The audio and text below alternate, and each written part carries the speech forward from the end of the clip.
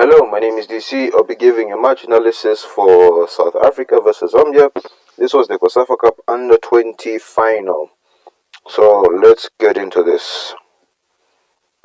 I'll start with the first goal of the match, which starts off with a cross.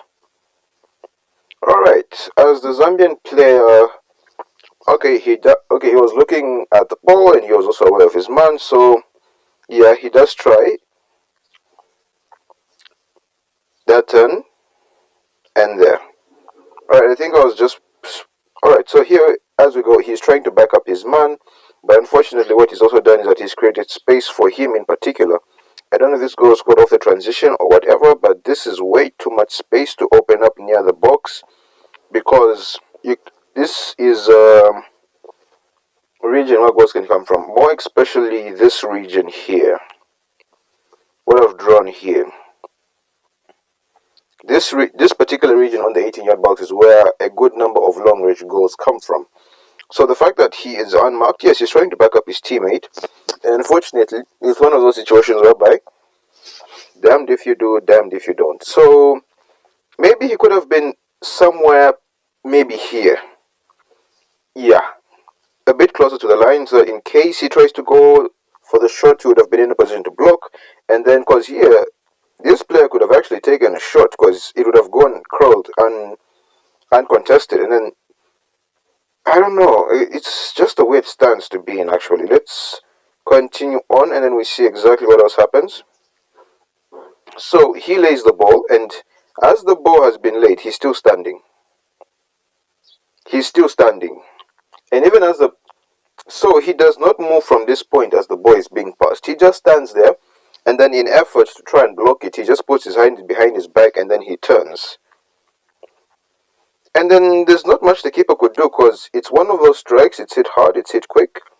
Let's go back. Maybe there's a few things I might have missed. I also didn't like how many times the ball bounced as it was. Alright, so let me explain by the ball bouncing here. Bounced once. He could put his hand on his shoulder and head it, but he doesn't. He watches it. Then he kills the bounce immediately. That's what creates this goal. And the fact that this man here is unmarked. I mean, why were the other Zambian players? Unmarked. He keeps on standing. I don't know why he is running towards here. The danger is clearly here. This is where the danger is. So what is he doing by setting himself there? Because I would have expected him at least to be here, but why is he going away from where the danger is? Very questionable. Otherwise, let's just watch that strike again. Now this was a sledgehammer. It looks slow, but that ball was traveling. One more time, because this was a great goal. Oof, nothing much the keeper could do. That is a proper sledgehammer.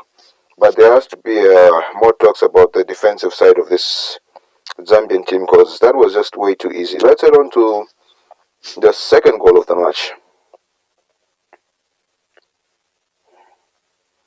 Alright, starts from a throw-in. The fact that it starts from a throw-in and the person manages to go this far uncontested is worrying.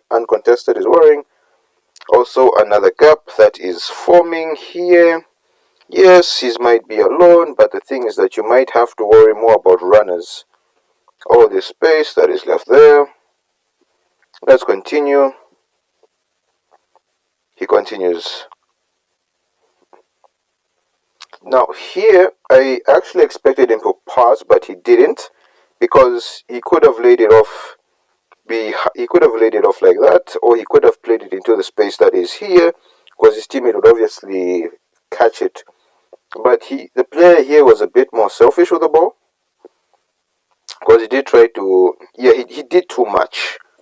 He did too much. All right, so yes. The Zambian defense may have not defended well, but at least they forced a mistake. That's good, that's good.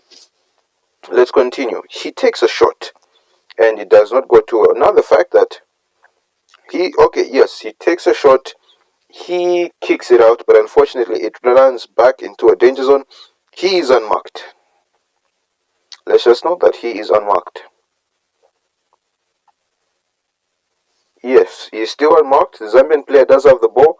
But here, I don't think he necessarily had to kick it away, because he had so many good options here. the Zambian player could have just made a pass into this particular space, and then one of his teammates would have most likely received the ball, but instead he wanted to kick it away. And I think because he waited for it to reach a certain height to kick it high and wide, is what led to the South African player nicking the ball off him, so that they could get another chance at the Zambians' goal. So see, he knocks it off him, and then once again, he is. Remember that player that said he was still unmarked? He's even more unmarked. And then guess what? They have allowed them to have the ball on the box. Not really the box, but the D, that is the 18-yard line. That is on the 18-yard line. There is no one near them. They have a free shot at goal. And let's count this. I think these three here were just standing because they expected the ball to be, taken care of rather than helping their teammates. And then he's just standing there. I don't know why. And then these two are marking each other. They're marking each other. So they give him all that space to have a strike on goal. And then another sledgehammer into the near post. Another sledgehammer. Maybe we can get a different angle of this, because I think it should be there. But that is very, very worrisome. Look at that. Nothing the keeper could do. Completely nothing. Alright, so this is a chance by the Zambians. So here, he was trying to, you do one of two things. You either run and then you put your brakes on so that immediately he has the ball. You're in a position whereby if he goes left or to the right, you're settled. Or what you could do is that you press him immediately he touches the ball so that it's hard for him to trap it. But here, he slips, I could say, and he's unable to deal with the ball. The Zambian player gets past him. He puts in a cross. The Zambian player that's in the box moves in between the two defenders. Here, unmarked, and I do think he should have scored. Because look at this, he's all alone, unmarked. Then I don't think he looks too confident hitting that header. I mean, let's play that again. Yeah, he was not too confident. He was not too confident hitting that. But he definitely should have scored. His teammate gets it on the rebound. His shots get blocked. And eventually the ball is taken care of. So that was one chance that the Zambians created in particular. I do believe that should have been at least a goal. Let's head on to the final goal of the match. So this actually starts from the Zambians losing the ball, because here, as the ball is played forward, here the player in front, he fails to trap it. Maybe here, yeah, he takes a very bad touch. He could have actually played it first time to his teammate who was, he had a teammate somewhere here. He could have played the ball somewhere there, but unfortunately he doesn't. He takes a bad touch. The second touch is worse. Actually, on the second touch, he could have laid it off to his teammate rather than trying to put it in his stride.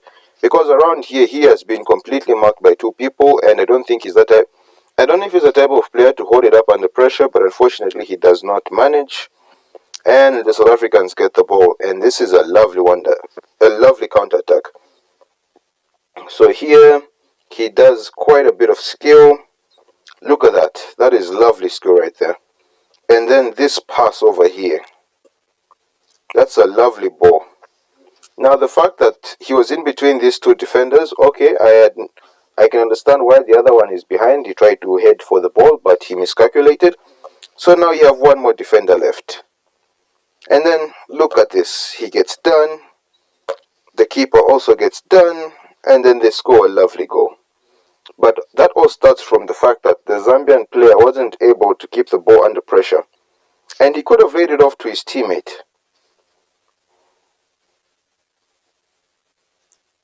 That was a very, very good goal.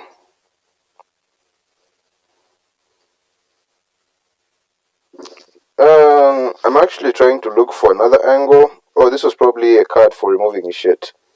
But let me just replay that goal. And congratulations to South Africa for winning this tournament. The fact that he went past three midfielders, I don't know. I just want to really analyze this. Alright, so here, all of them are scared to push onward because he is actually in the best position to try and force him but it's like he's running away from the ball. Look at that. And then he maybe could have started running to the other, maybe could have tracked back a bit so that in case his man gets beaten, he's also there. Because sometimes what happens is when your man gets beaten, there has to be someone else. The point isn't always to get the ball, but it's to delay the person that has the ball. Look at that. He runs away from the ball, and he was the closest to the ball. And then now he puts himself in this position where it's going to be very hard for him to try and tackle. So he ran away from the ball, and then now he tries to pretend to get the... And then now he gets past him. Look at that. He puts in not a really... That wasn't a decisive challenge. And then here. That's a wonderful trap. I love this. Yes, they're scoring against Zambia, but you have to appreciate good control, good composure. This was a lovely goal. Otherwise, this was my match analysis for South Africa versus Zambia in the COSAFA Cup Under-20 final. Kudos to South Africa, but it's back to the drawing board for Zambia. It's back to the drawing board. Otherwise, see you in the next match analysis. Don't forget to like, share, and subscribe.